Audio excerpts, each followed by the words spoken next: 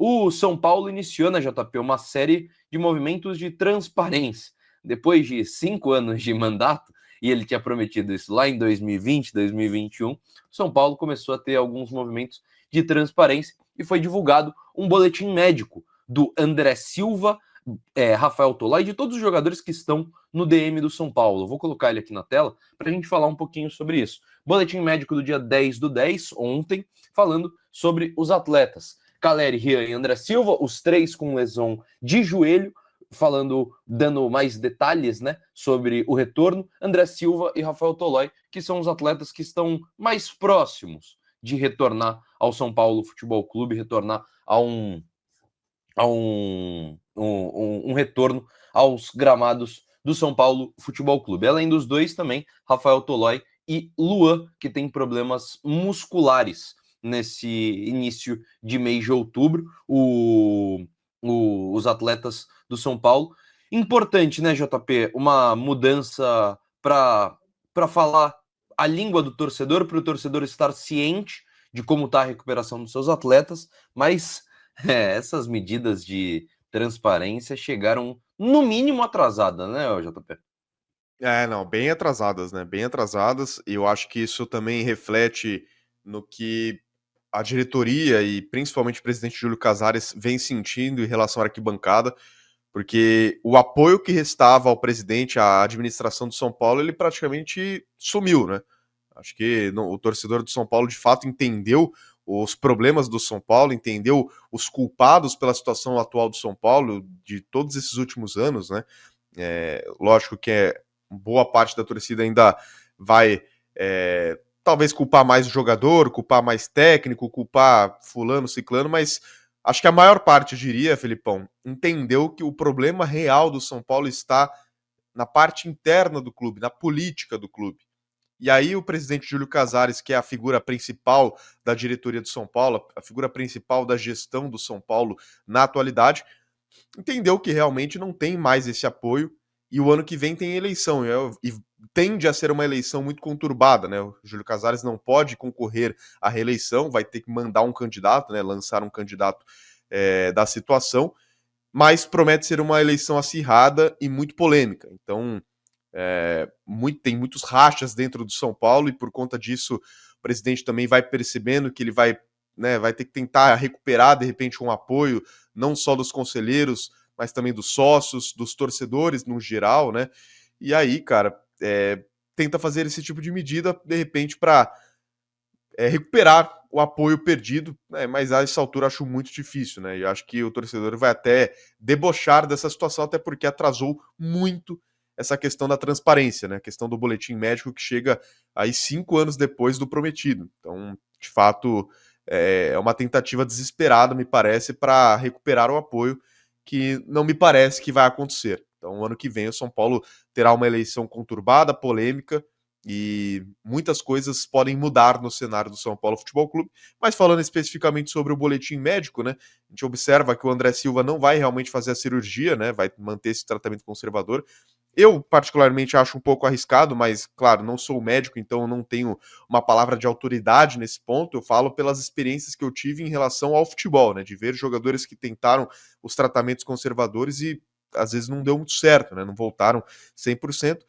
O destaque, acho que fica para o Caleri, né? Que, depois de uma cirurgia complicada, de ligamento cruzado, tá voltando já e deve voltar a fazer os trabalhos no gramado em pouco tempo. Uma recuperação exemplar do Jonathan Caleri, mais uma vez mostrando muito profissionalismo. Ele que, como eu falei ontem até no boletim, você pode discutir a questão técnica, você pode falar que ele tem limitações, pode falar que ele não é um centroavante de primeira prateleira aqui no futebol brasileiro, e eu até concordo com isso. Acho que tem alguns centroavantes melhores do que o Jonathan Caleri, tecnicamente falando, mas em questão de profissionalismo, questão de dedicação ao clube que veste a camisa, Caleri não tem o que falar dele. Exatamente, JP, exatamente. O mais próximo de retorno é o Rafael Tolói, que teve uma lesão sofrida na região posterior da coxa no dia 29 de setembro. Vou até ler aqui certinho o que informa o São Paulo Futebol Clube. Abre aspas. Com uma lesão na região posterior da coxa sofrida no dia 29 de setembro, o zagueiro realiza tratamento clínico e programa de exercícios de fortalecimento. Nessa sexta-feira, 11 dias após a lesão, Tolói realizou uma atividade com bola no gramado e corrida de alta intensidade sob os cuidados da fisioterapia. Caso mantenha o ritmo de evolução, o jogador iniciará na próxima semana os trabalhos com a preparação física. Felipe Marques, coordenador de saúde e performance do São Paulo Futebol Clube. Tá aí, o boletim médico do São Paulo. JP, por mais que seja uma medida que, na minha opinião, tenha demorado, é importante, né, JP? Eu sentia que o São Paulo o torcedor do São Paulo ficava alheio do que estava acontecendo no clube. O São Paulo era quase uma Coreia do Norte para o seu torcedor. Ninguém sabia o que estava rolando no São Paulo. E essas medidas agora ajudam. Claro, eu acho muito legal. Dito isso, era algo já prometido desde 2021. Então, fico com o pé atrás da medida, fico com o pé atrás da forma que foi feita essa medida, se de fato foi uma medida só porque estão xingando a diretoria que foi feita. Mas, dito tudo isso, é uma medida legal, que eu acho que é importante para o torcedor estar ciente do que está acontecendo no seu clube, né, JP? De fato, né? São muitas coisas ainda que precisam ser feitas, né, Filipão? Além desse boletim médico, como eu falei, acho que essa série de medidas que foi prometida, né, pela diretoria do São Paulo, vem numa tentativa de recuperar o torcedor, porque, cara, eles sentiram, eles não são surtos, eles sentiram nas arquibancadas dos últimos jogos os protestos, a resistência do torcedor em relação à gestão atual. Então, isso está muito claro, está evidente, não só para nós, mas para eles também, de que o apoio praticamente não existe mais. Claro que existe uma outra figura ali que vai apoiar, vai defender, mas a parcela grande da torcida já não tem mais paciência com a gestão do São Paulo, né? E aí são algumas medidas que foram prometidas, uma delas, boletim médico, tem também a questão das entrevistas coletivas num período determinado, os treinos abertos, né? Alguns treinos abertos para a imprensa, enfim, algumas medidas para que o torcedor se aproxime mais e entenda melhor o que está acontecendo dentro do seu clube, o que é completamente justo ao torcedor. O torcedor, ele precisa saber o que está acontecendo no seu clube. Eu entendo que muitos não querem saber, muitos querem só se restringir a assistir as partidas. Eu não quero saber da política do clube, porque senão eu vou parar de torcer, quero saber do time dentro de campo. Tudo bem, acho justo. Respeito a forma de cada um torcer, não condeno isso, não julgo, mas o torcedor que quer saber o que está acontecendo dentro do clube tem o direito de saber. Então ele tem que ter o acesso, tem que ter a opção, pelo menos, o benefício de ter o acesso a ver as contas do clube, quanto está de déficit, se você vai ter superávit, se vai ter déficit, qual o valor atual da dívida, o que o São Paulo precisa pagar, o que o São Paulo precisa receber, como é que está a situação financeira do clube, a saúde financeira do São Paulo. É direito do torcedor que quiser saber ter o conhecimento.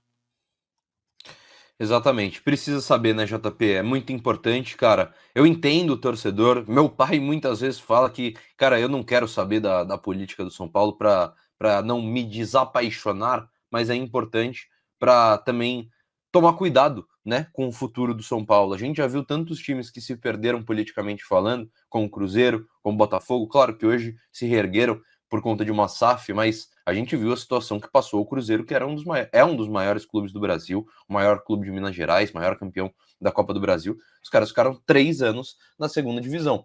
Então, é importante sim você saber os bastidores do seu clube do coração para também contestar, né? Porque se você não contestar, essas laranjas podres se perpetuam no poder do São Paulo. E isso é muito, muito ruim.